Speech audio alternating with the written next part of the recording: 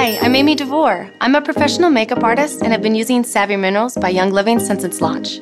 I love that all the products are formulated with naturally derived ingredients, and I can feel good about what I'm putting on my face. Today, I'm going to show you how to use the Savvy Minerals Natural Mascara. This mascara is perfect for everyday use. It gives you a naturally defined yet beautiful lash look. Okay, let's get started. Quickly comb through your lashes using your Savvy Mineral Brow Brush. Curl your lashes to gently lift. This step is totally optional, but I love to do it. Begin applying mascara at the base of your lashes in a zigzag motion. Next, swiftly apply to the tips of your lashes.